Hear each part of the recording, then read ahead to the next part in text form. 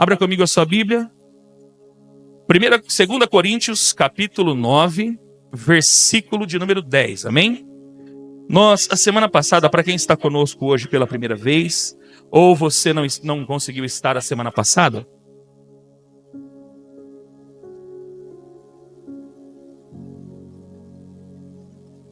nós começamos uma série de mensagens, uma série de ministrações com o título Fundamentos da Fé Cristã. O tema da nossa série é Nisto Cremos, né? Então nós estamos fazendo o quê? O que nós vamos fazer durante alguns domingos? Nós vamos reafirmar ou definitivamente consolidar aquilo que nós cremos. Amém? E isso tem que estar muito bem resolvido dentro de nós. Amém, queridos? Por quê? Porque o fundamento, quando nós falamos de fundamento, nós estamos falando de alicerce. Estamos falando, não sei se você já construiu ou se você conhece construção civil, qual é a parte principal de uma construção? A parte principal de uma construção é o seu alicerce, é o seu fundamento. Se o fundamento é bom, querido, a casa nunca será abalada. Você pode reformar, você pode trocar acabamento, você pode fazer várias coisas, sim ou não? Todavia, se o alicerce for ruim, você pode ter um lindo acabamento, mas a casa sempre estará comprometida. Então, amados, o fundamento ele é importantíssimo para que a casa, para que a construção, ela sempre esteja de pé, ou seja, inabalável. Assim é a vida cristã. Assim é a vida cristã. E Jesus ele vai falar de fundamento, por exemplo, em Mateus capítulo 7, já no final do Sermão da Montanha, o principal sermão do ministério de Jesus, quando ele diz: aquele que ouve as minhas palavras e as pratica, assemelhá-lo-ei ao homem que construiu a sua casa sobre a rocha. Vieram os ventos, vieram as tempestades e deram contra aquela casa e ela não caiu, porque estava firmada. Mas aquele que ouve as minhas palavras e não as pratica, assemelhá-lo-ei ao homem que construiu a sua casa sobre areia. Vieram os ventos, vieram as tempestades e deram contra aquela casa e ela caiu e foi grande a sua queda. Então perceba que Jesus ele está falando de um bom alicerce. E qual é o alicerce? Ouvir e praticar a palavra. E a palavra usada aqui é logos, é fundamento, é aquilo que está escrito. Amém?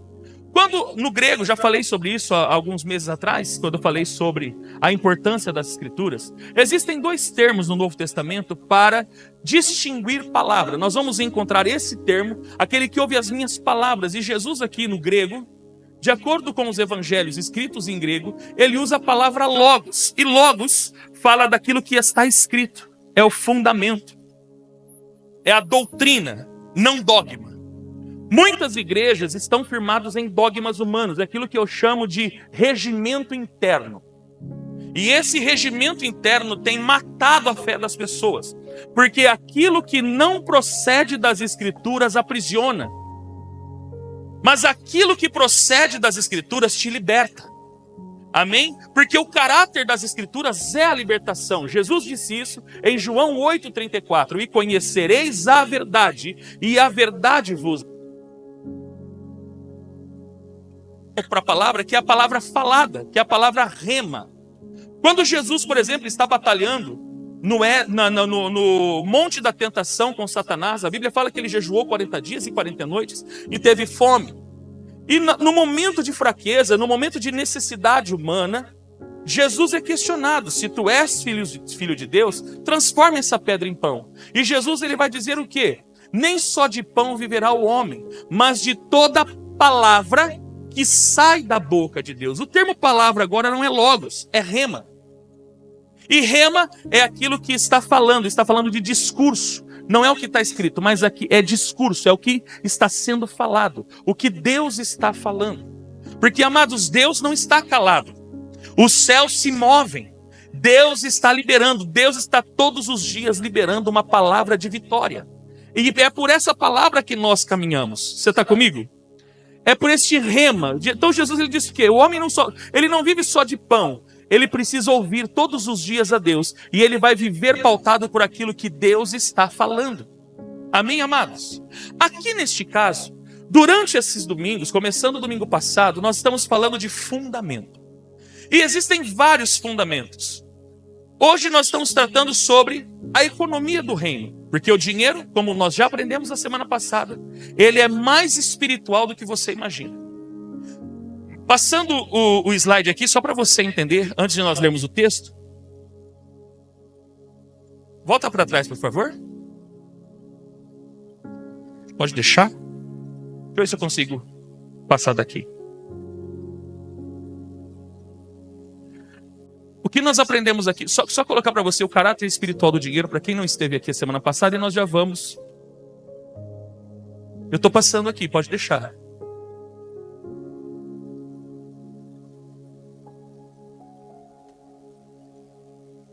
Deixa eu com.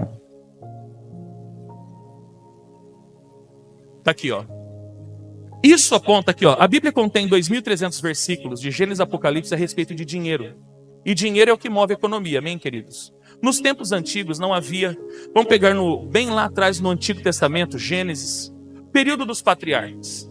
O que movia a economia?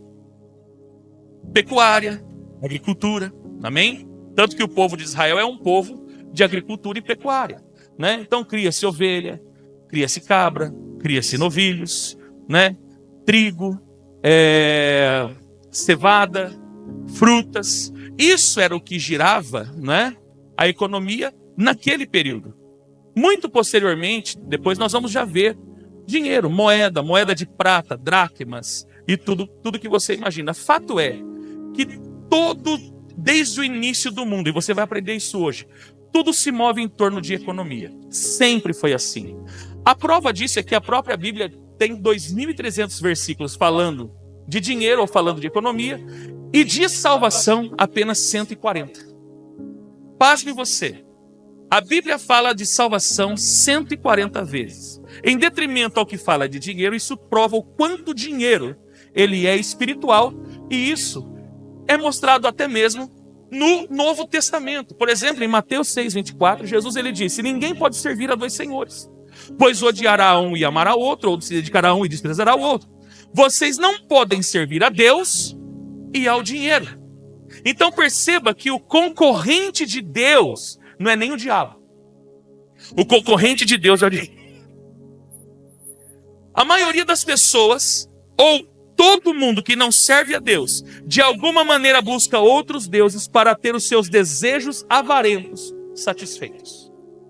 Porque o dinheiro é a única coisa que concorre com Deus. Tanto que a Bíblia, você não vai encontrar nenhum outro texto, qualquer palavra ou qualquer versículo dizendo que qualquer outro Deus é Senhor. Mas a Bíblia chama o dinheiro de Senhor. Porque ele se assenhora de pessoas. Existem pessoas que vivem em torno do dinheiro. Como eu disse semana passada, se tem dinheiro, está tudo maravilhoso. Se não tem dinheiro, a casa cai. Amém? E o texto pior ainda, Paulo vai dizer a Timóteo, orientando o jovem apóstolo Timóteo, dizendo o quê? Os que querem ficarem ricos caem em tentação, em armadilhas e em muitos desejos descontrolados e nocivos, que levam os homens a mergulharem na ruína e na destruição. Pois o amor ao dinheiro é a raiz de todos os males. Eu vou repetir. Pois o amor ao dinheiro é a raiz de todos os males. Algumas pessoas, por cobiçarem o dinheiro, desviaram-se da fé e se atormentaram a si mesmos com muitos sofrimentos. Essa semana eu comecei a pensar muito sobre os desigrejados. E o maior problema, ou uma das principais questões dos desigrejados é acerca principalmente do dízimo. Porque pensam que o dízimo é para enriquecer pastor. Entendeu? Como eu disse a semana passada, quando nós vamos falar, por exemplo, desse tema, dinheiro, economia, automaticamente os nossos corações gelam. Por quê? A gente pensa o quê? Ah lá, já vai falar de dinheiro. Eu falo que todas as igrejas falam que só fala de dinheiro, porque só fala de dinheiro. Amados, para pensar. Se você tem empresa, gira em torno de dinheiro. Sim ou não? Você trabalha numa empresa. E essa empresa, para você ter salário, ela precisa ter dinheiro. Tudo se move através de dinheiro. Mas chega quando nós vamos tratar de dinheiro no âmbito espiritual. A gente gela. Mas não é culpa de vocês. Por quê? Porque infelizmente pegaram essa temática desde os anos 80, quando nasce a teologia da prosperidade ou a teologia triunfalista, nascendo lá atrás, um dos grandes precursores, né? E não tenho nada contra ele, é um homem de Deus. Todavia, ele mesmo reconhece o problema que ele causou por causa disso. Kenneth Hagin, anos 80. Não, porque você tem que determinar, porque você não pode, porque não isso, que tal. Nasce a teologia da prosperidade e teve muitos desvios doutrinários, muita heresia, quando se trata desse tema. Então o que acontece? Surgiram nos anos 90 os pregadores televisivos e através dos programas televisivos, entre aspas, evangélicos, começaram a vir à tona os escândalos envolvendo o dinheiro.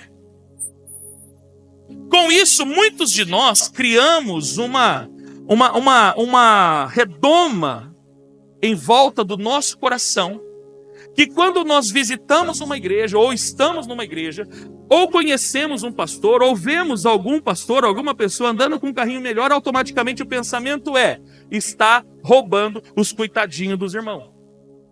É mentira? Estou falando alguma mentira ou estou falando a verdade? Isso é um fato.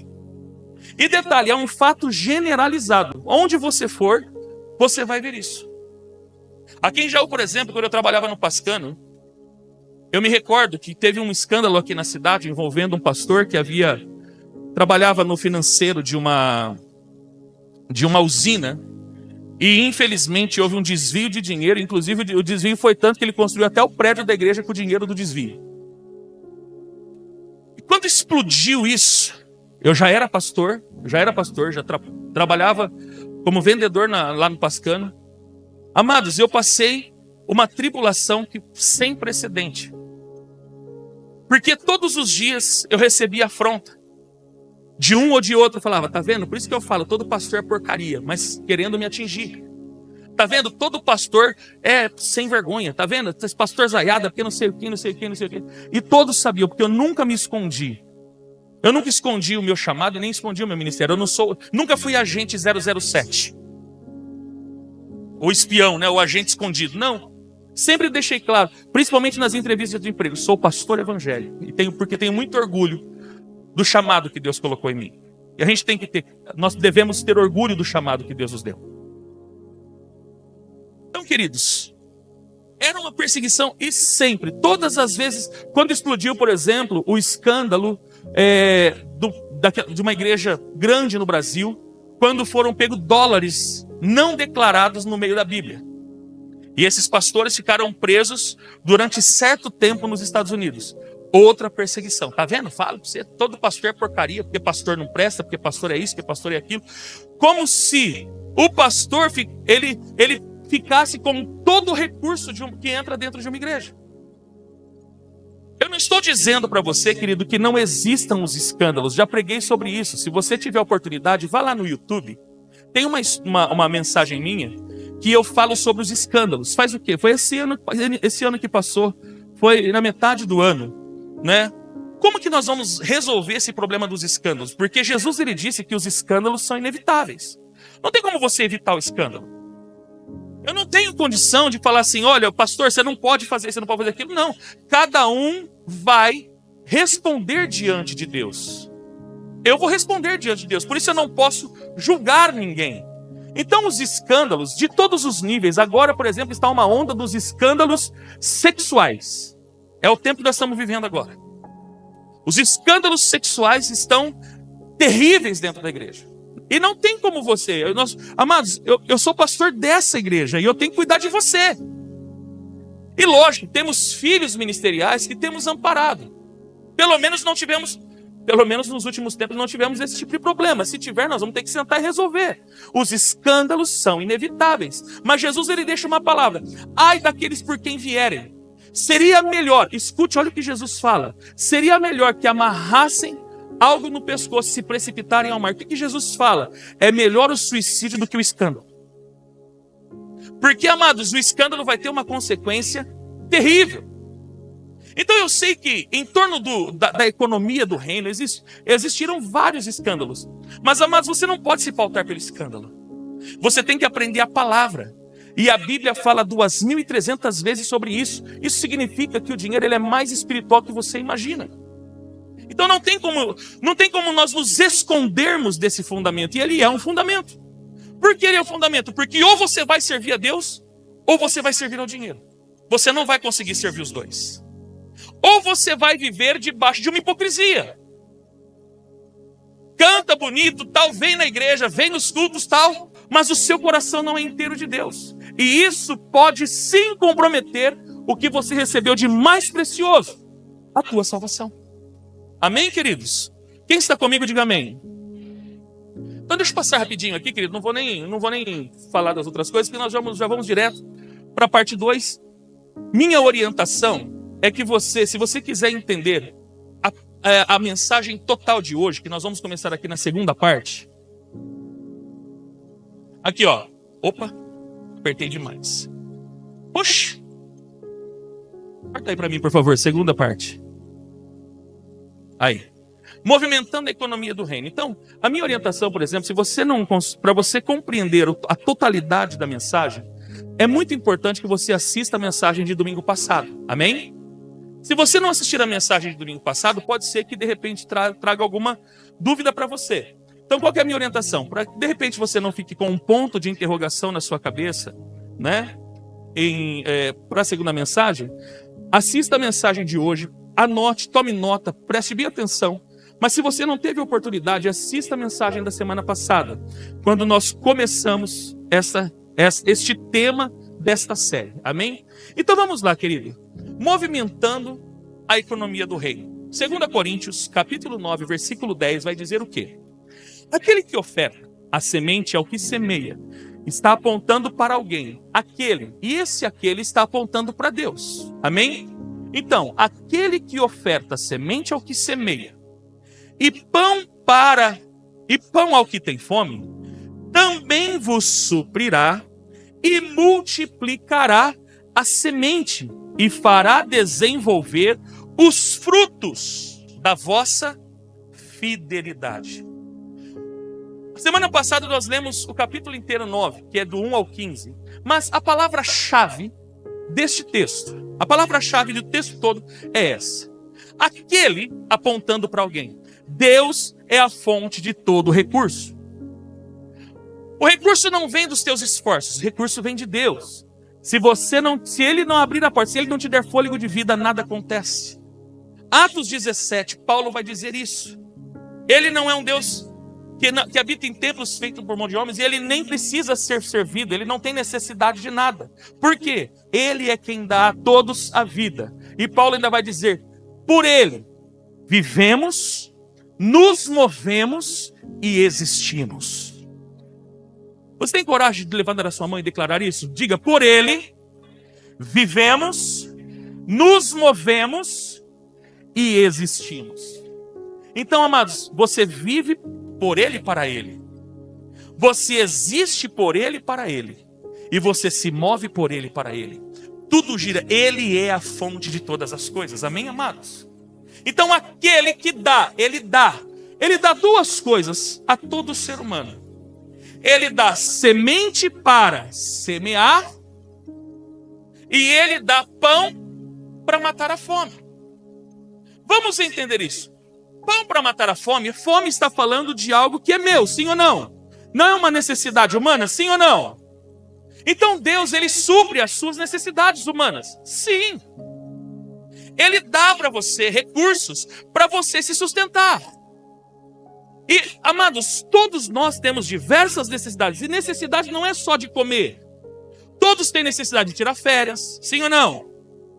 Todos têm necessidade, às vezes, de comprar uma roupinha maneira. Hoje mesmo tô semi-pastor, tô vestido de semi-pastor. Comprar uma roupinha maneira. As meninas, cadê as meninas? Estão aqui? Nossa, vou ter que tomar, eu tenho que ficar aqui, dar café da manhã para essas irmãs, gente. As meninas vieram. As meninas têm necessidade na manicure. Aleluia. Cadê as cabeleireiras? As meninas têm necessidade de ficar bonita e no cabeleireiro. Os homens, agora, ainda mais nesse tempo, os metrosexuais. Os homens calçando quem? É barbinha na régua. Amados, tudo são necessidades. Sim ou não? Necessidade de ter uma moradia legalzinha. Sim ou não? Não queremos morar bem? Ter um carrinho legal. Sim ou não? São necessidades. Deus é quem supre essas necessidades. Sempre foi Ele. Amém? Então Ele te dá pão para matar a fome. Amém? Mas Ele não, amados, você não pode entender que a economia gira em torno do seu umbigo. Porque Deus não dá recursos só para você. Ele não dá só pão para matar a fome. A primeira coisa que Ele dá é semente para semear. O texto diz isso. Aquele que dá semente para semear e pão para comer. Pronto. Duas coisas Deus te dá. Ele te dá recurso para você cuidar de você, cuidar da sua família. Mas Ele te dá semente. Esse mesmo que dá semente ou que semeia pão para o alimento, o que Ele vai fazer? Também vos suprirá. Então, além de suprir, o que Ele vai fazer? Ele vai multiplicar. Ele não, amados, entenda algo. Ele não vai multiplicar o que você mata a fome. Ele vai multiplicar a semente. É a semente que é multiplicada. E na medida que ele multiplica a semente, você semeia a semente. E quanto mais você semeia a semente, o que Ele faz? E fará desenvolver o fruto da vossa fidelidade. Então, o que vai trazer acréscimos a você é o fruto da fidelidade desenvolvida através da semente que você semeia. É mais simples do que 2 mais 2 são 4.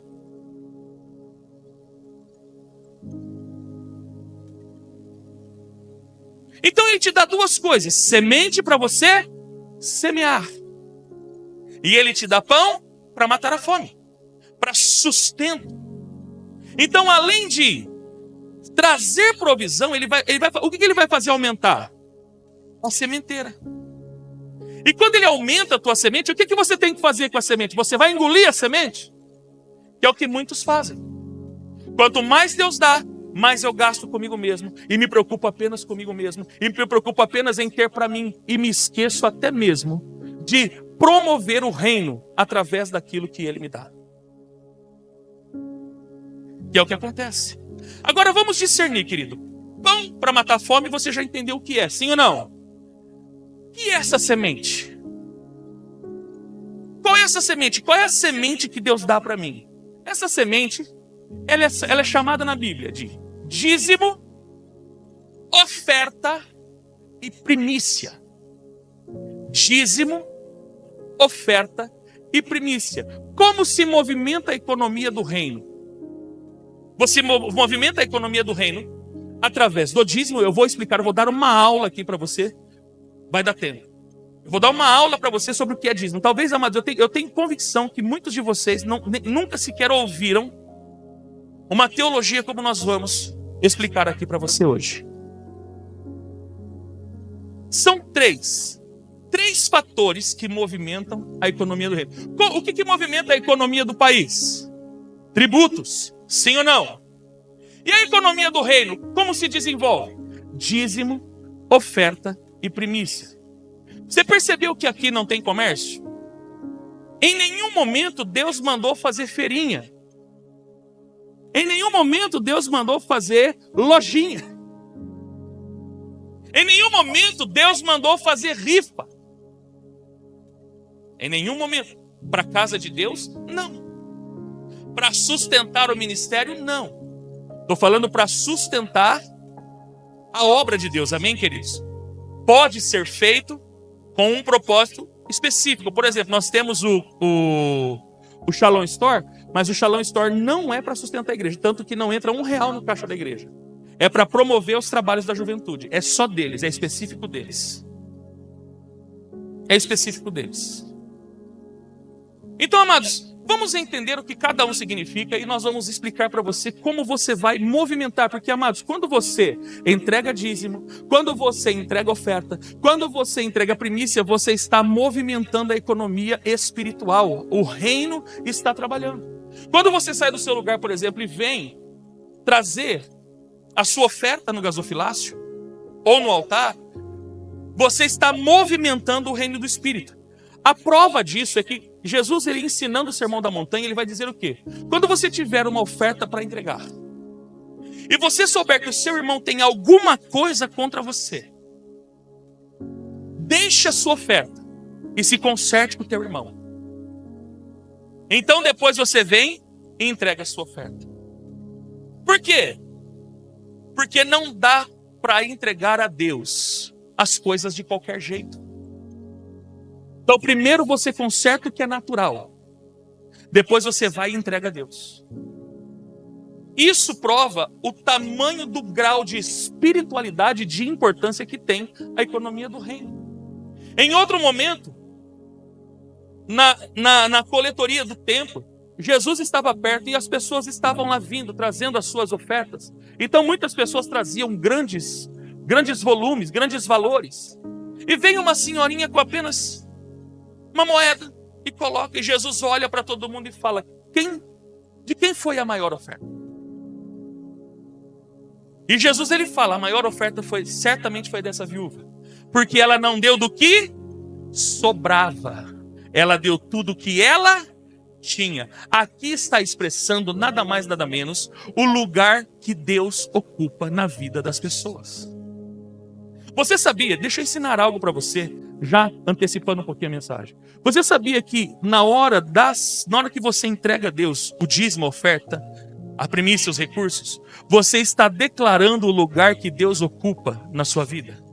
É o único momento que fala no reino, que fala num culto. Vou falar para você aqui no culto de hoje. O que mais fala num culto como esse, numa reunião como essa, o que mais vai dizer, o que mais vai declarar, o lugar que Deus ocupa na sua vida, não é a canção que você está cantando. E não é a maneira como você ouve a palavra, mas na hora de você ofertar, na hora de você entregar. É o que mais mostra, é o que mais revela o lugar que Deus ocupa na sua vida. Eu vou provar isso aqui nas Escrituras. Então vamos lá, querido. A palavra dízimo, que é o que mais se contesta, porque tenho certeza que você já deve ter assistido várias mensagens dos pastores de YouTube, e diga-se de passagem, a maior parte deles não tem igreja, não tem compromisso com nada, não tem compromisso nem com o evangelho, mas ganhou seguidores no YouTube e muita gente vai lá e dá ouvido para esses caras. Dízimo é do Antigo Testamento. Jesus nunca mandou dar o dízimo, os apóstolos nunca mandou dar o dízimo. Então hoje eu vou provar para você que o dízimo continua sendo uma prática do Novo Testamento. Então a palavra dízimo vem do termo... Não funciona. Vem do termo hebraico maaser. Querem repetir para você aprender a falar? 1, 2, 3. Maaser. E maaser significa apenas 10ª parte. Então, você tem... Vamos dar uma de professor de matemática aqui, igual a Laércio. Você tem um inteiro, divide esse inteiro em 10 partes. Uma parte dessas 10 partes eu entrego. Amém? Aquilo que na economia nós chamamos de 10%. Amém? 10ª parte. Mas no Novo Testamento não fala. Sim, Hebreus capítulo 7 fala.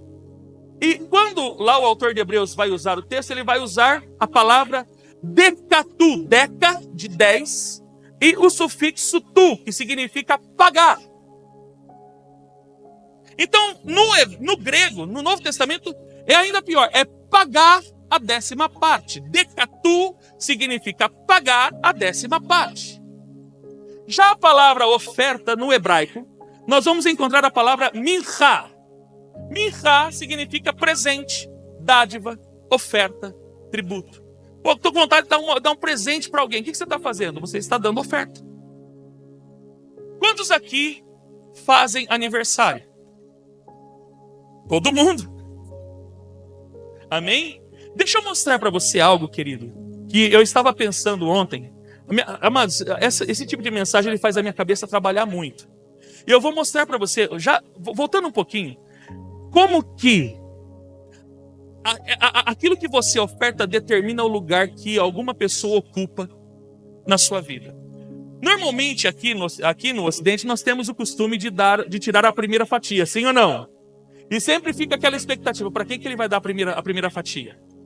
E normalmente se dá a primeira fatia para quem? De quem eu gosto mais. E quem eu gosto mais é a pessoa que eu quero honrar, sim ou não?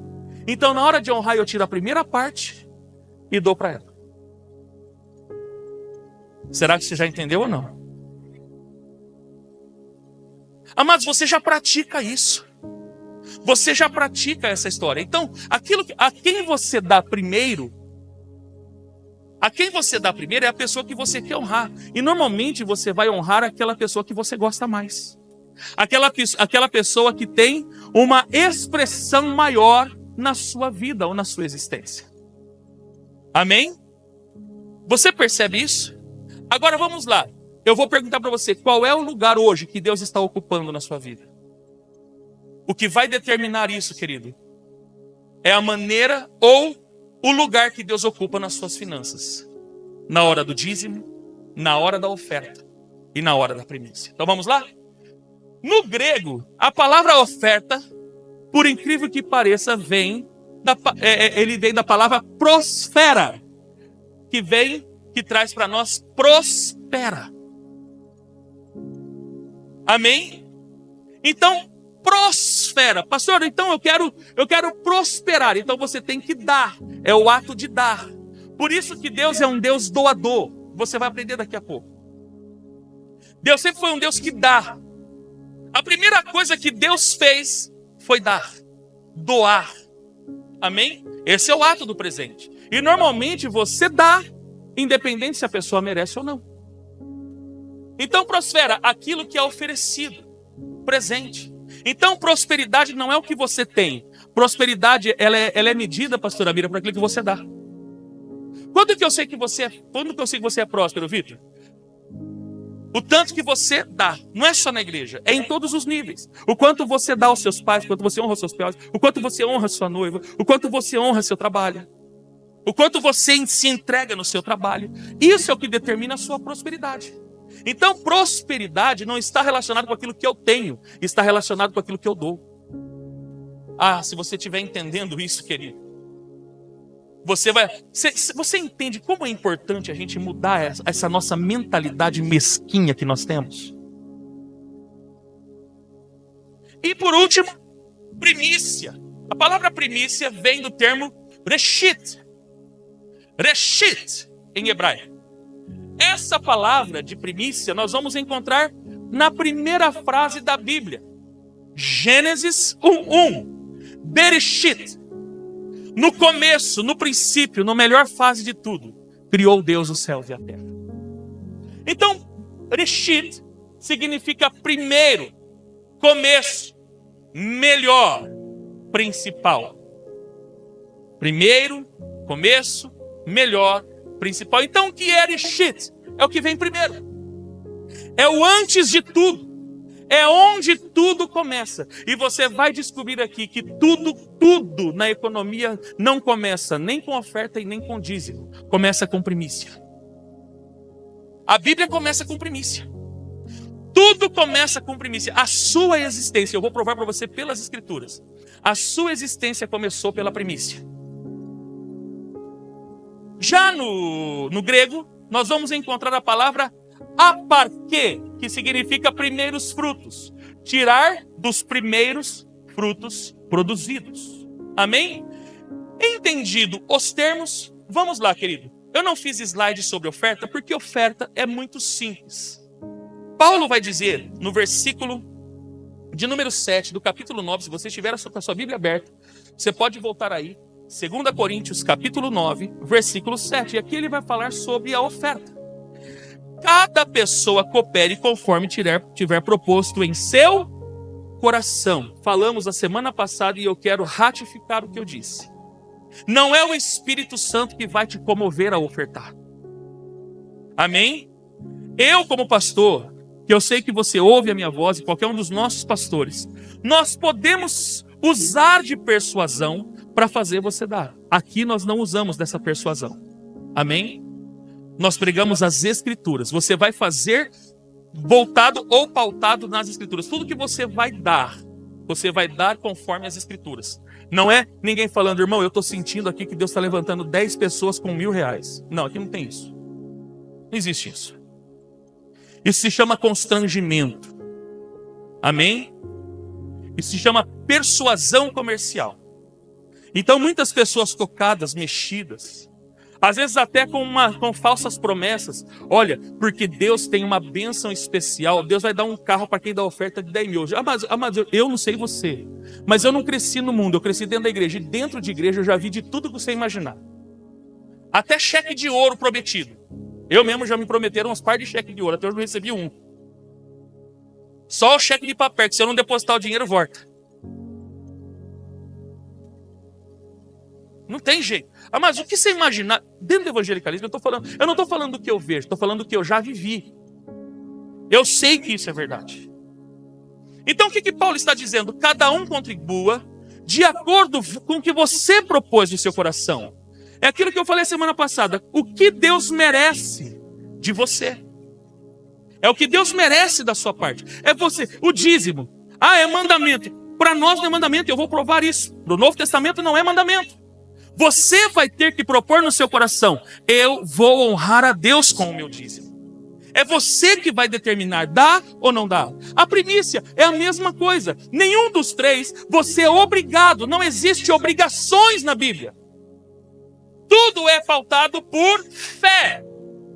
O Novo Testamento, a nossa vida, o tempo que vivemos hoje, a nova aliança, tudo deve ser feito baseado na fé. Por que eu oferto? Porque eu creio que eu estou adorando a Deus com os recursos que Ele me dá.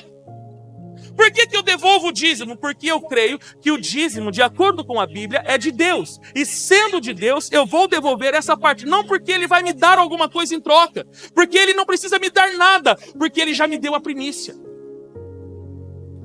E diga-se de passagem, a primícia de Deus é o melhor que você já recebeu. Ele já te deu a primícia de tudo. Ele te deu. Preste bem atenção no que Deus te deu. Ele te deu a primícia da vida. Ele te deu a primícia do céu. E ainda vai te dar a primícia do reino. Mas tudo isso não é por obrigação. Cada um contribua segundo propôs no seu coração. É você que vai determinar. Então se você perguntar, se você vier falar para mim, pastor, eu não dou dízimo porque a hora que eu tiver eu vou dar. Não, querido, você não dá porque você não quer. Seja honesto. Eu não dou oferta porque... Não, você não dá porque você não quer. Porque todos têm condições de fazer. Quando Deus ordena a construção do tabernáculo, Deus não mandou Moisés esfolar ninguém. Deus ele deixou bem claro. Quem tem ouro, oferta ouro. Quem tem prata, oferta prata. Quem tem bronze, oferta bronze. E quem não tem ouro, prata e bronze, oferta tecido, oferta seu trabalho, oferta. Amados, só não faz quem não quer. Eu vou até pior, vou além. Sabe por que não faz? Porque o dinheiro continua sendo seu senhor. Quando eu sei que o dinheiro não é mais meu senhor, o dia que você usa o dinheiro para promover o reino, para promover a pregação do evangelho, sem contestar. É assim que funciona. Então é você que determina. Vamos parar com esse negócio. Deus mandou. Calma lá, Deus ele pode te impulsionar. Assim como Deus falar para você, pastor Sebastião, Deus vai falar para você, muda dessa cadeira e vai para a cadeira da frente. Cabe você obedecer ou não, sim ou não? É você que vai fazer. Essa economia do reino, ela não é Deus que vai falar assim, filho meu. Ele pode até falar, eu creio que Deus pode falar. Pega tal valor e entrega para tal pessoa. Vou dar um exemplo. Quinta-feira, o que nós falamos no final do culto? Deus revelou para o irmão que estava visitando a nossa igreja que tinha uma pessoa que havia orado porque ela precisava de R$500 para pagar o seu aluguel. Na hora que nós lançamos, nós sabemos que isso é algo constrangedor para a pessoa falar, sou eu, e todo mundo olhar para ela. E por incrível que pareça, essa pessoa com todo cuidado me ligou, me mandou uma mensagem no dia seguinte. Pastor, Eu não sei se teve outra pessoa, mas essa pessoa sou eu. Eu preciso desse recurso para pagar meu aluguel hoje. E mais ninguém me ligou, só essa pessoa. Falei, glória a Deus por sua vida, filho. Mandei a mensagem para esse irmão, porque ficou de antemão. E diga-se de passagem, o dinheiro foi depositado e o aluguel está pago. Você entende? Então Deus pode falar com pessoas sim. Agora, cabe você obedecer ou não. Cabe você obedecer ou não. Eu vou contar algo aqui que nem a diretoria sabe. Deus havia dado um sonho para a pastora Juliana no período da festa dos tabernáculos, onde ela via o pastor Sebastião e o pastor Wellington, são fundadores da igreja, retirando algo da frente do altar, um recurso muito pesado na frente do altar. E os dois carregavam e pegando aquela semente, pegando aquela oferta pesada, saindo daqui da frente. E aí ela ouviu a voz do Senhor falando: aquilo que vocês precisam está escondido naquilo que vocês precisam entregar na festa dos tabernáculos. Aquilo me assustou. Falei, poxa. E fiquei, Senhor, me mostra. Que, amados, eu creio no profético. Essa igreja crê no profético. Fomos para Valinhos, na festa dos tabernáculos, na semana de tabernáculos, na igreja do apóstolo Nicolau. O apóstolo Nicolau pregando. E ele, do nada, ele fala assim, gente, agora você vai ofertar. E ele começa a falar algumas coisas e automaticamente o Espírito Santo ouvia a voz do Espírito. Essa é a oferta que você vai ter que fazer. Que é a oferta, e Deus foi claro que a pastora Juliana, oferta de resgate. Eu falei, oferta de resgate? Meu Deus do céu, como assim? E aí Deus me levou em Levítico, quando ele fala a respeito do dízimo. Então a pessoa que dizimasse, como naquele período dízimo, ele era feito com cabras, com agricultura, essas coisas. Se alguém quisesse resgatar o valor do dízimo, ele tinha que pagar 1/3 do valor do dízimo. Isso é o que está descrito exatamente lá em Levítico. Foi automático. Eu li o texto e o Espírito Santo, pum, você tem que fazer essa oferta. Senhor, mas eu vou devolver 1/3. Mas eu não dei o dízimo. O Espírito Santo falou, pois bem, entregue o dízimo e entregue 1/3 do valor do dízimo. Mas não era meu, pessoal. O sonho era o pastor Sebastião e o pastor Wellington, fala da fundação da igreja. Esse valor tinha que sair da igreja. Então eu peguei o valor total que tinha no caixa da igreja. Todo. Somei o dízimo, entreguei o dízimo e mais 1/3 da oferta do resgate. Como obediência. Deus mandou fazer. E Deus não mandou fazer porque ele vai dar 10, dá isso que ele vai devolver isso. Eu não estou preocupado com o que Deus vai devolver. Eu estou preocupado com o que Deus mandou eu entregar. O que vai gerar isso não me interessa. E eu tenho paz para falar isso em cima do púlpito, na frente de todos os meus líderes, porque eu sei que eles sabem do meu temor e da minha obediência. Eu não tenho problema nenhum. Eu nunca falei isso para eles. Estou falando hoje, eles estão ouvindo junto com a igreja. Então, querido, qual é o lugar que Deus ocupa? Qual é o lugar que Deus ocupa? Então nós precisamos entender essas 3 esferas: dízimo, oferta e primícia. Abra comigo a sua Bíblia, 2 Crônicas, capítulo 29. Você vai ver como que você deve ofertar. Aqui nesse texto, de primeira Crônicas eu falei, né? 1 Crônicas 29.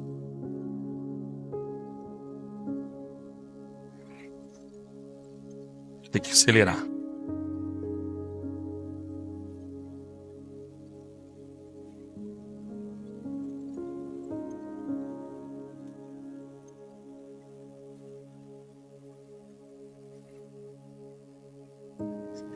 Aqui, queridos, Davi, ele está dando algumas orientações ao seu filho Salomão, porque Davi já estava no fim da vida.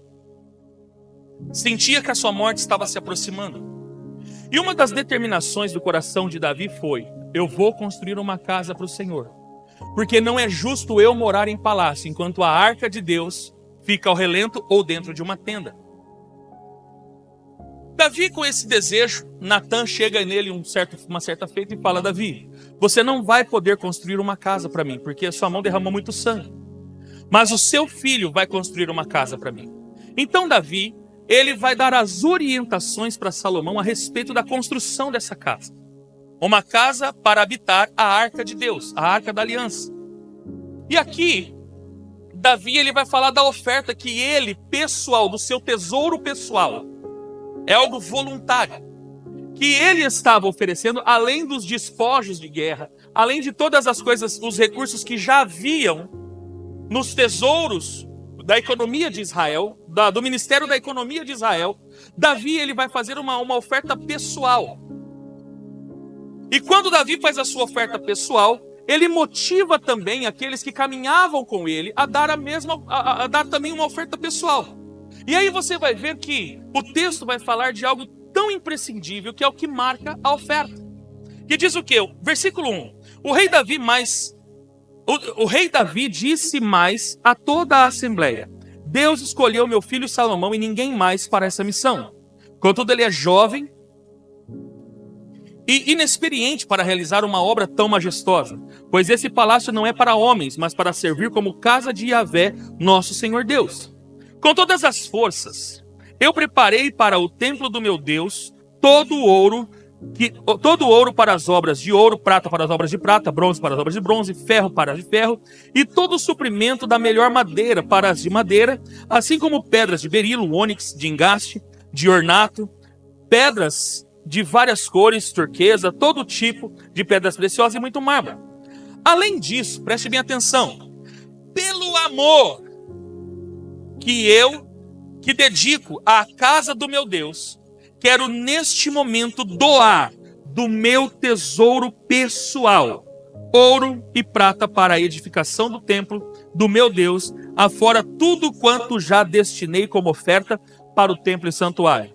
Eis, portanto, que ofereço 105 toneladas de ouro puro de Ofir, 240 ciclos de tonelada, 205 toneladas de prata refinada para o revestimento das paredes da casa, para as obras em ouro e em prata, e para todo objeto de arte produzido pelos artesãos. Agora quem hoje está igualmente disposto a ofertar suas dádivas a Yahvé, o Senhor. Então os chefes das famílias, os líderes das tribos de Israel, os comandantes de 1.000 e de 100 e os oficiais encarregados da obra do rei deram do que possuíam com generosidade e alegria. Para os trabalhos da construção do templo de Deus, eles doaram 175 toneladas de ouro, 10.000 moedas de ouro, 350 toneladas de bronze e 3.500 toneladas de ferro. Todos quanto possuíam pedras preciosas, semelhante, ofertaram-na ao tesouro da casa de Yahvé, cujo responsável era Jeiel, o Gersonita. Versículo 9. Todo o povo muito se alegrou diante da atitude do rei e de seus líderes, porquanto entregaram essa oferta com alegria, generosidade e pureza de coração a Yahvé. E o rei, de igual modo, ficou extremamente satisfeito. Primeira coisa que deve mover você a ofertar: amor pela casa de Deus. Deus não mora aqui, Deus mora em você. Eu sempre disse aqui, e eu nunca vou, amados, mentir para você. Precisamos de um templo? Em tese, não. Todavia, se não houver templo, você não se torna igreja. Porque a nossa mentalidade doutrinada, catequizada, romanamente falando, nós não aprendemos a ser igreja, nós aprendemos a frequentar a igreja. Então, muitas vezes, eu vou na igreja. Não, querido, nós, pessoas, formamos a igreja. Nós somos casa espiritual, amém? Pedras vivas que formamos casa espiritual. Mas por causa da mentalidade que nós carregamos, e isso, amados, vem desde 325, quando o cristianismo se tornou religião oficial de Roma, nós aprendemos a frequentar o templo. Mas não foi só lá. Por exemplo, quando não havia mais templo, Jerusalém foi destruída e Israel foi deportada para a Babilônia, foi quando houve a ideia da sinagoga. um lugar para se reunir, para que a Kahal, que é o povo, que é a assembleia, ou Kohelim, a assembleia pudesse se reunir aos Shabbats para ler a Torá, para ler os profetas. Então sempre houve um lugar específico de culto. E esse lugar específico de culto, desde os tempos de Moisés, é chamado de casa de Deus. Amém ou não? Casa não no sentido onde Deus vai morar, mas casa no sentido de um lugar que é consagrado única e exclusivamente a Deus, onde os seus filhos se reúnem. Você está me entendendo? Então a primeira coisa que tem que pautar, por que Davi ofertou? Qual foi o sentimento que brotou no coração de Davi? O amor à casa de Deus. Então esse é o primeiro sentimento. Você tem que amar o lugar que você congrega. Se você ama o lugar que você congrega, você não tem dificuldade de ofertar nele. Mas quais são os 3 sentimentos que fez com que Davi doasse 105 toneladas de ouro de Ofir? Nós não temos condição de saber qual é o preço do ouro de Ofir. Mas preparando essa mensagem, eu fui consultar qual o valor do quilo do ouro hoje. O quilo do ouro hoje custa R$ 527.621. Se fosse o ouro de hoje que Davi estivesse ofertando, essas 105 mil toneladas, seria 54 bilhões de reais. A prata ofertada custaria mais de 2 bilhões de reais. Isso significa que do tesouro pessoal de Davi, de ouro e prata, ele ofertou pouco mais de 57 bilhões. E eu não calculei os 175 toneladas de ouro que os outros comandantes ofertaram. E o que pautava? Amados, eu não estou falando de R$5, eu não estou falando de 1.000, de 10 mil. Eu estou falando de 54 bilhões. E qual é o sentimento que brotou do coração deles? Primeiro, generosidade. O que significa ser generoso? É dar bastante sem querer receber nada em troca. Isso é a palavra generoso. Quando eu sei que eu sou generoso? Quando eu dou bastante, quando eu me dou totalmente e não quero nada de volta. Não estou preocupado se a pessoa tem ou não tem algo para me oferecer. Ou a pessoa ou o lugar. Primeiro, generosidade. Segundo, alegria. Ninguém fez isso. Nossa, olha, essa igreja só pede dinheiro. Esse Davi só fala de dinheiro, essa praga. Dinheiro. A Bíblia fala que uma alegria tomou conta do coração deles. Eles faziam isso feliz, com satisfação. Fazia com satisfação, fazia com gosto. E o terceiro, pureza de coração. Sem maldade. Sabe, aqui, graças a Deus, eu pelo menos que chegou a mim, nunca ninguém questionou. Mas sabe o que é com pureza de coração? Eu dou, eu dízimo, quero ver o que o pastor faz com o meu dízimo. Eu dou oferta, eu quero ver o que o pastor faz com a minha oferta. Se você faz assim, querido, se você tem esse tipo de pensamento, você precisa purificar o teu coração. Amém? Você tem que purificar o teu coração. Então, sem sujeira, sem ficar, o que vai fazer com o dinheiro, com o meu dinheiro? Não, querido, primeiro que não é seu. E você vai descobrir isso. Amém? Então, isso é o que pauta a oferta, querido. E oferta é o que você quer dar. Já não é determinação, não é nem a primícia nem o dízimo. É o que você quer dar. É aquilo que você quer. Fala assim, cara, eu amo a casa de Deus. Eu amo o lugar que eu frequento. Vamos falar de nós hoje? Você me permite contextualizar esse texto? Cara, eu amo porque eu vou lá, eu tenho ar-condicionado geladinho, né? Eu tenho uma cadeira confortável, meus filhos têm kids. O único investimento que nós não fizemos e vamos fazer assim que acabar de pagar essas contas vai ser colocar ar-condicionado lá na sala das crianças. Entendeu? Cara, eu amo os pastores. Quando eu preciso, se eu ligar para um pastor, ele sempre me atende. Se eu ligo para um dos pastores, preciso de aconselhamento. Eu amo esse lugar. Eu amo estar lá. Eu amo o lugar que eu frequento. Então, aí você vai ter que fazer com amor. Mas é você que tem que querer fazer. É você que tem que querer fazer. Eu não posso obrigar você, viu, gente? Eu vou fazer aqui um carnê. Alguém aqui já fez parte da igreja do carnê? Vou fazer aqui um carnê, 12 parcelas de 1.000. Os líderes são obrigados a pegar, porque líder que não pegar não é líder, e aí começa, a primeira pressão bota no líder, nos líderes, tal. E enquanto você não terminar de pagar a última parcelinha, você não pode nem sair da igreja, senão você vai estar debaixo de maldição. Vai recair uma maldição sobre a sua vida. Vou falar porque isso é rebelião, porque não sei o quê. Amados, eu já fiz parte disso. Eu sei o que é isso. Eu sei o quanto isso é opressor. Eu sei o que é. Eu não estou falando do que eu não sei. Eu estou falando e não estou falando do que eu não vivi. Eu estou falando daquilo que eu vivi. Só para você ter uma ideia, irmão. Teve uma igreja que eu fiz parte, que no dia quando Deus começou a me prosperar, quando eu comecei a ganhar bem, porque vendedor de material de construção, chega uma hora que ele ganha uns troquinhos legal. Só para você ter uma ideia, o dia que eu entregava o valor, a esposa do pastor subia junto com o tesoureiro para saber quanto que eu tinha dizimado. E tinha a pachorra depois de chegar com brincadeirinha para pastor e falar assim: ai, era o meu marido que tinha que ganhar isso, não o seu. Mas isso não fez com que eu parasse de ofertar, porque eu não estou dando a homens. Você vai ver que quem recebe é Deus. Aliás, eu vou melhorar, quem recebe é Jesus. Amém, queridos? Então, independente do que a pessoa falava ou não, eu continuei entregando. Não quero, porque eu não estou entregando a ela. O que vai fazer não interessa.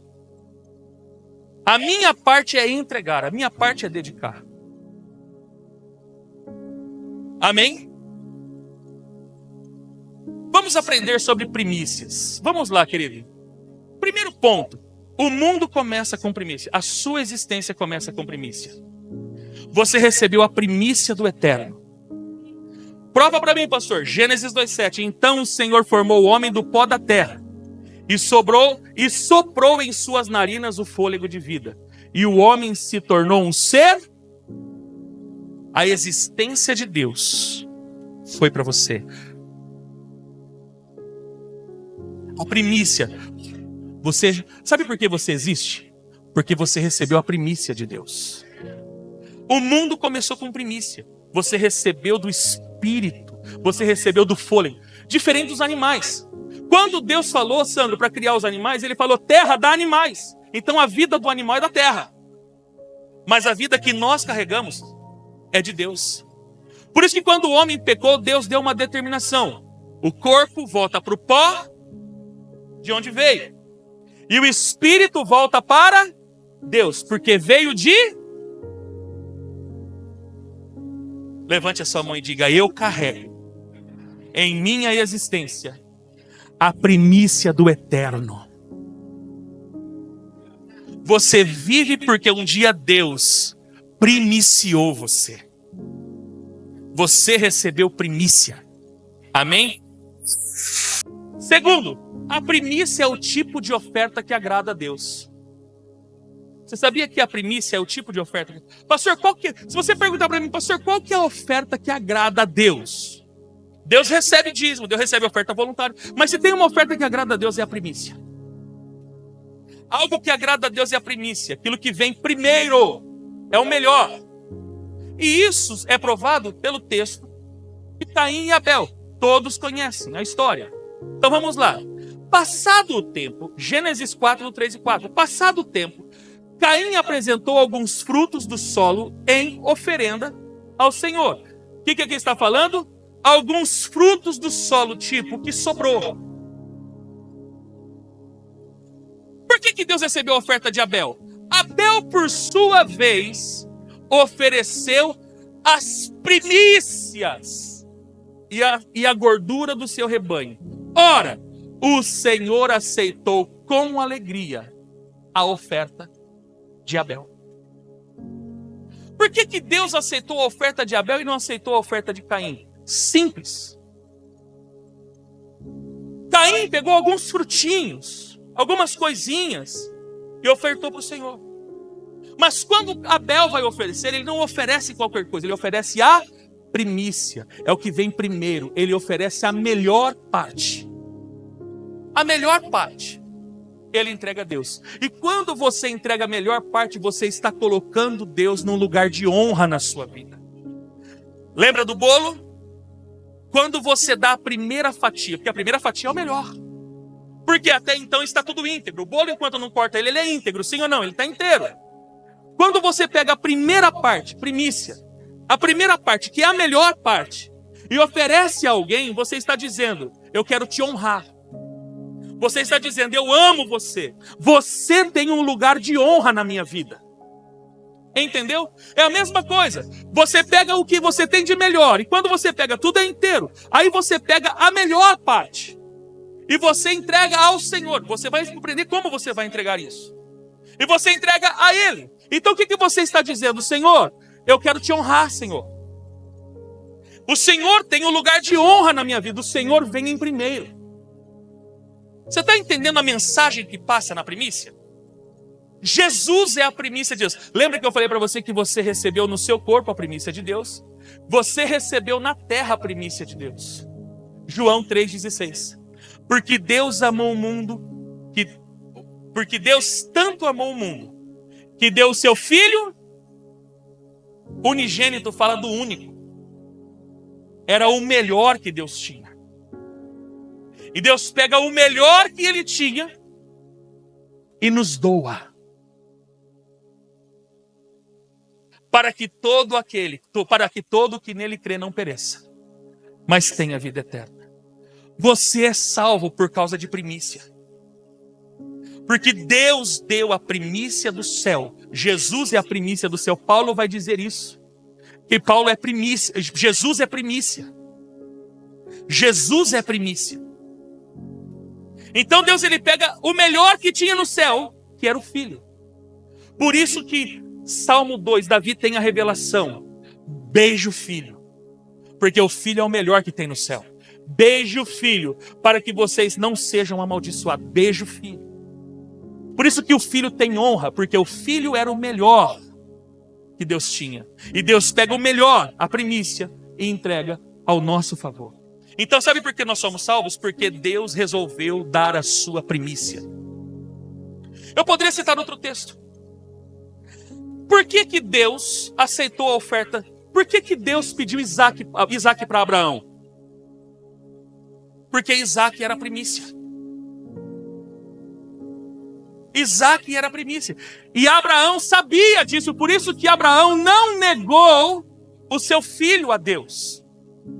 Então o que Abraão ofertou? Ele ofertou o filho? Não, ele ofertou a sua primícia. Ele foi até o Monte Moriá e ele matou Isaac. Não, pastor, ele não matou. Ele matou no seu coração. Isaac estava morto porque ele levantou o cutelo. Então, Isaac estava morto. Ele entregou no seu coração. Agora você vai aprender, querido. Primícia traz resposta imediata. Oferta não. Dízimo não. Mas se você quiser viver coisas imediatas, respostas imediatas de Deus, o segredo está na primícia. A Bíblia fala que quando Abraão levanta o cutelo para matar Isaac, porque no seu coração Isaac já estava morto, aparece o anjo do Senhor e falou, não faça mal ao menino. Porque hoje Deus sabe que você o ama. E Abraão olha para o lado e lá estava o cordeiro. Sabe o que aquele cordeiro significa? Deixa eu falar algo para você, querido. Quando Abraão entrega a sua primícia, que era o seu filho, Deus se torna devedor da primícia dele, que também era seu filho. Por isso que Deus deu Jesus. Porque Jesus era a primícia. Jesus era a primícia, como Isaac era a primícia. Você percebe que tudo gira em torno de primícia? Vou dar um outro exemplo para você, claro. De primícia. Por que Deus não deixou com que os filhos de Israel pegassem os despojos de guerra de Jericó, mas que eles pegassem todo o ouro e toda a prata de Jericó e entregassem nos tesouros do tabernáculo? Isso você vai encontrar em Josué capítulo 6. Aprendi ontem, tá fresquinho. Amados, por isso que eu falo, eu não sei como consegue ter gente falar assim, cara, não, eu sei tudo. Gente, quanto mais eu leio a Bíblia, mais eu descubro que eu não sei nada. E olha que eu estudo, hein?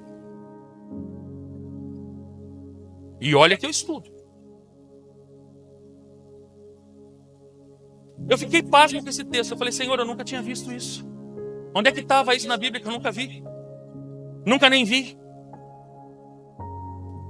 Por que que Deus falou assim, olha, não pega nada. Vocês vão conquistar Jericó, mas vocês não pegam nada. Tudo lá está amaldiçoado. A gente só pega essa parte do amaldiçoado. Mas vocês vão pegar ouro, prata e tal, e vocês vão levar nos tesouros do templo. Sabe por que os filhos de Israel não puderam pegar os despojos de guerra? Porque Jericó era a primeira cidade de Canaã. Jericó era a primícia. Os filhos de Israel não podiam pegar da primícia que era de Deus para entregar, para ganhar recursos para si mesmo. O primeiro sempre é de Deus, porque o primeiro é o melhor. Então a primeira cidade era de Deus. Então Deus fala, pega o ouro, pega a prata e leva para o tesouro. O que Acã fez? Pegou um tesouro, pegou a capa babilônica, enterrou na sua casa. E isso trouxe maldição para a sua vida, que não morreu somente ele, morreu ele e toda a sua família. Posso ensinar algo para você? Porque hoje você já não é mais inocente. Porque hoje você está aprendendo. Muitas vezes nós atraímos grandes maldições para nossa casa, porque nós retemos o que é de Deus. Comemos o que é de Deus, achando que é nosso. Está comigo?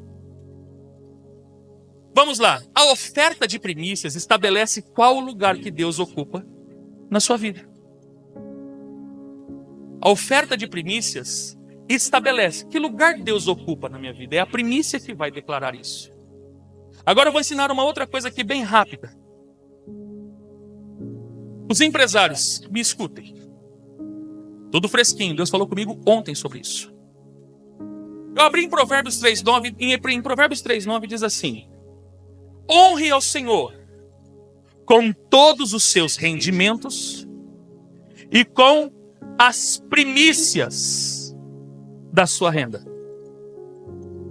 Em outras versões vai dizer assim: honra ao Senhor com as primícias da tua renda e com as primícias da tua fazenda.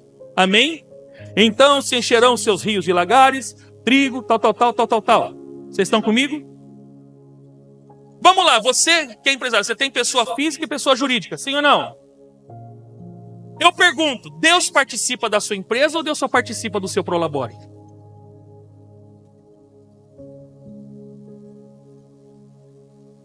Eu tenho certeza que na cabeça de vocês já fizeram a conta.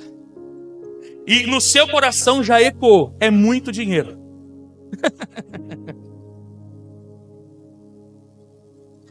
Porque a primícia, ela estabelece o lugar que Deus ocupa. Eu pergunto, você que é empresário, que lugar que Deus ocupa na tua empresa? Os seus fornecedores? Os seus clientes? Porque o que normalmente a gente escuta aqui, por exemplo, em comércio? O cliente vem em primeiro lugar. Não, no meu comércio Deus vem em primeiro lugar. Mas isso não pode ser de palavras. É a primícia que vai determinar se Deus ocupa ou não o melhor lugar dentro da sua empresa. Então não adianta Deus é participante do seu prolabore. Não, eu sou dizimista na casa do Senhor, eu dou a primícia, porque eu retiro meu prolabore e entrego. Legal. Então Deus participa do seu rendimento. Mas e da sua empresa? Deus participa? Deus tem prioridade na sua empresa? Quem vem primeiro na sua empresa? O seu cliente ou Deus? Quem sustenta a sua empresa? Cliente ou Deus? A ordem não, o ensino de Salomão é: honre ao Senhor com os seus rendimentos e com as primícias da sua fazenda. Ou seja, a fonte de renda também tem que honrar o Senhor. Porque senão não é honra. É meia honra. Não existe meia honra. Ou você honra ou você não honra. Amados, eu não estou falando aqui. Amados, eu falei para o Senhor ontem, orando. Falei, Senhor, como é que eu vou pregar um negócio desse? A turma vai achar que eu estou me corrompendo. Amados, Deus falou para mim, fique em paz que a palavra é minha. Acabou. Então, amados, eu particularmente vou falar como ser humano, fico constrangido em ministrar. Mas é minha obrigação te ensinar o que as Escrituras dizem. Se você acha que a palavra é de Deus, você cumpra. Se achar que não é, querido, vive a sua vida. Continua, toca o barco. Mas é minha obrigação te ensinar. Se a sua empresa não honra a Deus, então nem o seu prolabore honra a Deus. E eu pedi perdão a Deus por isso. Falei, Senhor, devia ter ministrado essa palavra desde antes. Porque muitas vezes as pessoas não fazem por culpa minha, porque eu não ministrei. porque eu não ensinei. Eu não culpo vocês, eu culpei a mim. Porque muitas vezes eu, pela falta do ensino, às vezes até pelo constrangimento de tocar no assunto, eu tiro de vocês a oportunidade de serem ainda mais abençoados do que vocês já são. Amém, queridos? Romanos 11:16, Paulo, quando vai explicar e falar para o povo romano da importância dos judeus, ele vai falar sobre primícia, para que as pessoas pudessem entender. E por que, pastor, mas por que Paulo está falando de primícia para o povo romano? Porque o povo romano conhecia a cultura judaica e conhecia a cultura da primícia. Amém? Se é santa uma parte da massa que é oferecida como primícias dos frutos, a massa toda igualmente o é. O que Paulo está explicando? Ele está falando de primícias. Quando se oferecia a primícia, que é uma parte, é apenas uma parte.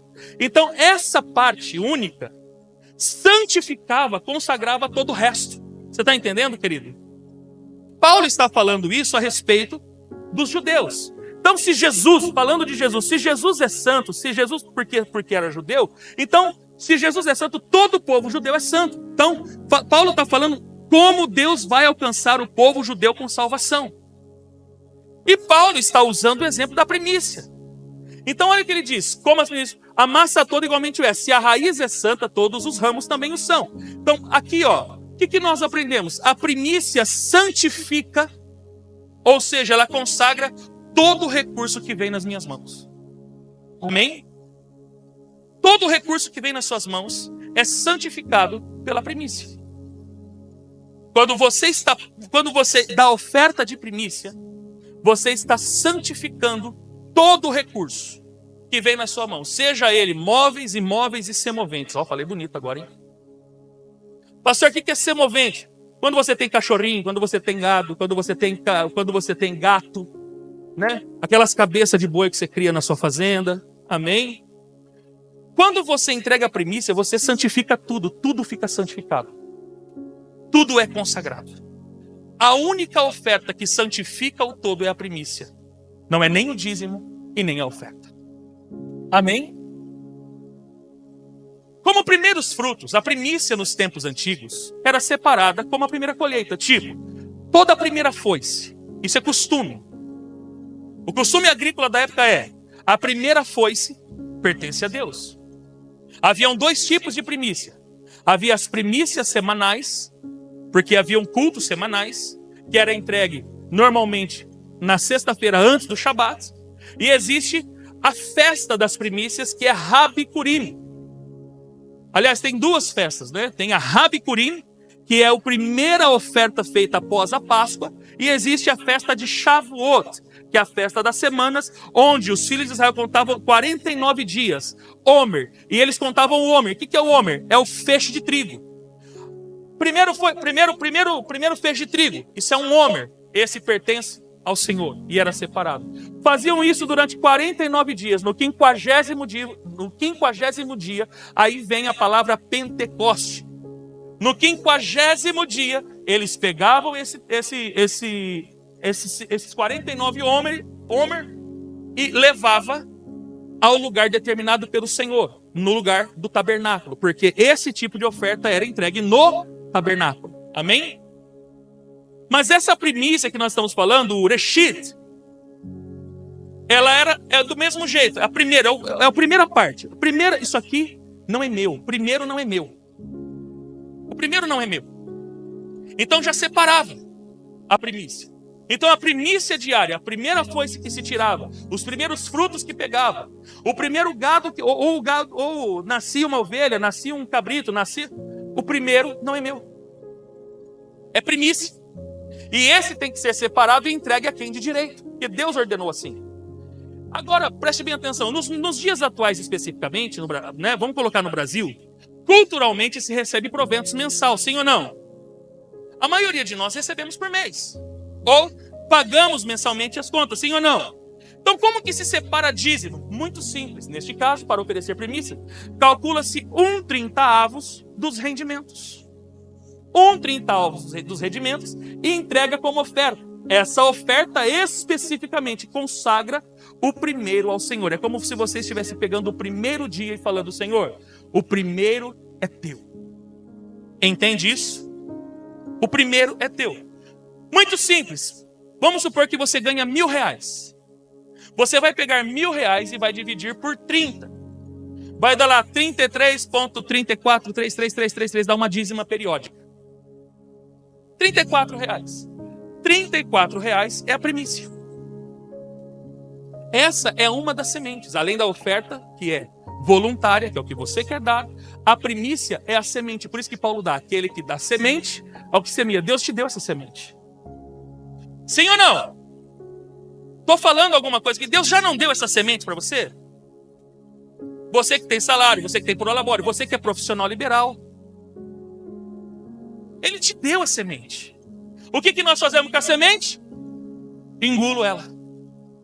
E na sua barriga, querido, não cresce nada a não ser a própria barriga. Eu sou prova disso.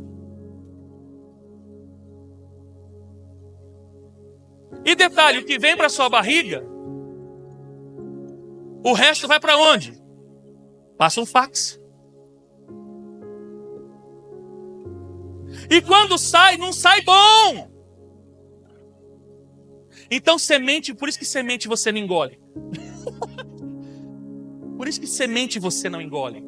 Porque semente que você engole é a semente que você joga fora. Para pensar quanta semente que nós não jogamos fora. Por quê? Porque eu acho que eu não tenho. Não, porque isso aí que o pastor está falando, isso aí, sabe? Amados, como eu disse para você, a minha obrigação como pastor e mestre das Escrituras é te ensinar. Se você vai obedecer ou não, isso não é problema meu. É você que vai fazer. Você. Amém? A quem ou onde entregamos nossas primícias? Simples. Deuteronômio 18, 1-5 diz assim: aos sacerdotes levitas e todo o restante da tribo de Levi não terão posse nem herança em Israel. Viverão das ofertas sacrificadas para o Senhor, preparadas no fogo, pois esta é a sua herança. Não terão herança alguma entre os seus compatriotas. O Senhor é a sua herança, conforme lhes prometeu. Quando o povo sacrificar um novilho ou uma ovelha, os sacerdotes receberão a porção devida, a espada, as queixadas e o estômago. Vocês terão que dar-lhes as primícias do trigo, do vinho e do azeite, e a primeira lã da tosquia das ovelhas, pois de todas as tribos o Senhor os deu. O Senhor, aliás, o seu Deus escolheu os levitas e os seus descendentes para estarem na presença do Senhor e para ministrarem sempre em seu nome. Então, preste bem atenção. Como na nova... Aliás, voltando. A quem no Antigo Testamento se entregava a primícia? Ao sacerdote. Muitos usam até hoje esse texto para pegar a primícia e falar: você tem que dar ao sacerdote. Mas como que eu vou dar algo ao sacerdote se neste tempo não há sacerdote? Porque nós não temos sacerdote no Novo Testamento. Todos somos sacerdotes. Ah, mas o pastor é um sacerdote. Pastor é uma função. Apóstolos, profetas, evangelistas, pastores e mestres são funções. E essa função não me torna mediador. Por que eu não posso ser sacerdote? Eu vou te explicar. A palavra sacerdote vem do hebraico kohen. E a palavra kohen significa mediador, Tesiel. O que é o mediador? É aquele que se coloca entre. Tipo, imagine que eu sou homem e o pastor Sebastião é Deus. É como se alguém se colocasse entre. Tipo, para que eu como homem ser abençoado, eu tenho que ter alguma pessoa no meio para poder mediar a bênção. Entendeu? Vocês estão comigo, sim ou não? Ou seja, eu só sou abençoado por Deus por causa dessa pessoa que está no meio. Isso é o sacerdote. Não existe sacerdote. Só existe um mediador entre Deus e os homens. Jesus Cristo, homem. Ninguém pode se colocar no meio. Por isso você não pode aceitar aquilo que nós chamamos de sacerdotalismo. O que é o sacerdotalismo? É a tentativa de líderes de se colocarem entre Deus e o povo.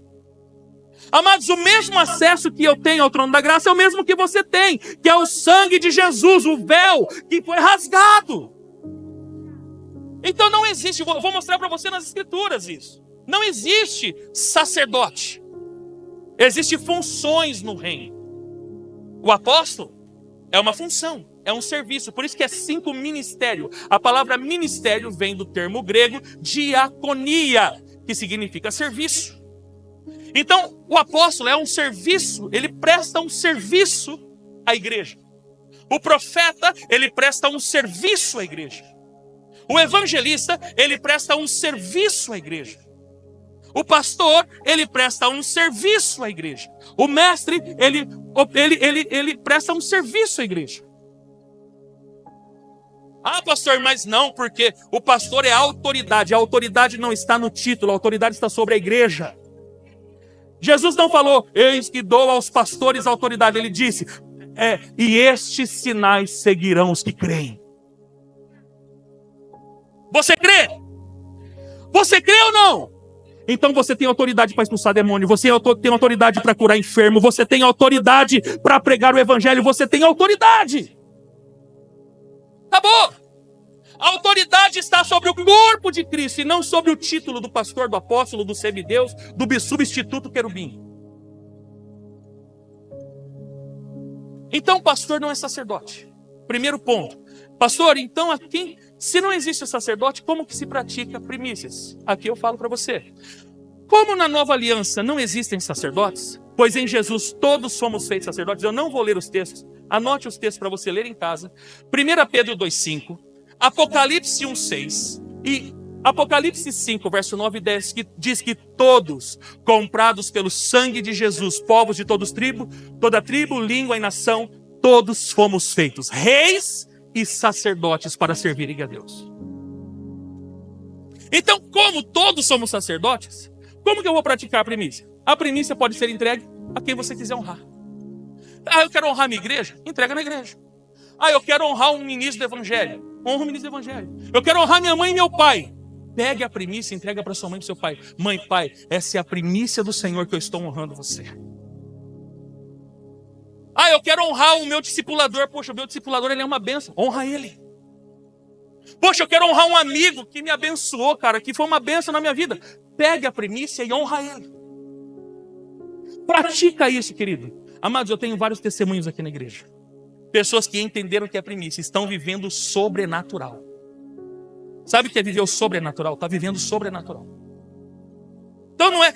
Ah, então não vou entregar para o pastor? Que se eu quiser, querido, Pix 327, eu brincando. Você acha que eu não estou recebendo? Estou aberto. Tudo que vem a mim, de maneira nenhuma, eu lançarei fora. Estou brincando, gente. Só para descontrair, nós vamos ter que encerrar. E dízimo fica para a semana que vem. Pastor, 3 domingos falando de dinheiro, pastor. Ô, glória, obrigado por esse aleluia. Esse aleluia me deu motivação agora, Jorge. Vocês estão gostando dessa mensagem, querido? Está instruindo você? A ideia não é arrancar dinheiro seu, querido. Eu não quero o seu dinheiro, nem Deus quer o seu dinheiro. Deus quer o seu coração. Então, se o dinheiro domina o seu coração, Deus não tem o teu coração. Por isso que você precisa tirar o dinheiro do teu coração, para que ele ocupe o dinheiro. É para que ele ocupe o lugar de honra no teu coração. Amém? Então entregue alguém. Pastor, eu quero honrar o meu patrão. Honra ele. Pega a primícia e fala, patrão, você é um patrão tão bom. Olha lá, Vitor. Eu tô sentindo uma indireta, Vitor. Por que não? Amados, tem tanto patrão bom, por que não? Se ele não for um cristão, fala para ele assim, olha, nós temos um entendimento bíblico que nós devemos entregar a primícia. E você é um patrão tão bom, igual aquele vídeo, né? É um meme da internet. Me fala uma pessoa importante, meu patrão. Seu sonho, ver o meu patrão tocar de carro. O que te entristece? Quando eu vejo meu patrão conversando com outra pessoa. Por que não? Honra. Sabe por quê? Primícia coloca o lugar que Deus tem, só que Deus não recebe dinheiro. Amém, querido? O que eu falei a semana passada, Deus recebe a intenção do seu coração.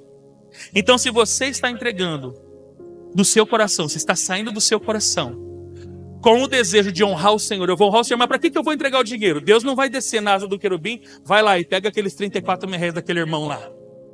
Deus não vai descer. É você que vai ter que entregar, sim ou não? Então, a quem ou o lugar que... Pastor, poxa, eu conheço um orfanato, sabe? Eles fazem um trabalho tão especial, tão maravilhoso. Eu posso entregar minha primícia lá? Honre o Senhor lá. Claro que pode. É o lugar que você quiser honrar, porque do seu coração está honrando a Deus. O seu dinheiro está sendo entregue às pessoas. Você está me entendendo ou não?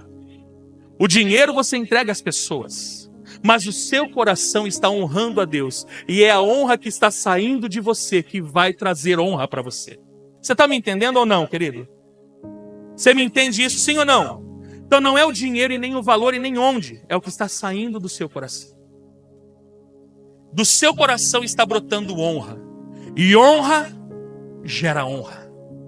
Amém? Então, mais uma vez, não tem sacerdotalismo.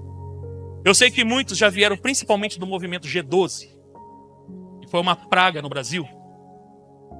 Entendeu? E não. E pior que isso ainda é o outro movimento que diz assim, se você não tem o dinheiro, você tem que lavar o carro, você tem que fazer isso. Escuta, você é filho de Deus, não capacho de pastor. Eu vou repetir. Pastor, você não tem medo disso? Nenhum. Você é filho de Deus, não capacho de pastor. Vou falar de novo. Você é filho de Deus e não capacho de pastor. Ai, pastor, vou levar o meu carro para você lavar. Querido, se for de bom coração, porque você quer fazer, glória a Deus. Mas, todavia, pastor, eu não tenho dinheiro para te dar, eu vou te dar como primícia, não recebo. Nem venha falar comigo que eu não recebo. Não vai rolar. Comigo não rola. Uma vez um filho veio entregar primícia para mim, logo no começo, que ele chegou na igreja. E eu falei para ele assim, mas por que você está entregando? Não, porque eu aprendi que a primícia eu tenho que entregar para o pastor. Eu falei, não, a primícia você tem que entregar para Deus. Eu falei para ele, pega o seu dinheiro e coloque no altar. Por quê? Porque ele veio com esse pensamento de que tem que obrigatoriamente honrar o líder. Hoje ele aprendeu que ele não tem que honrar só a mim.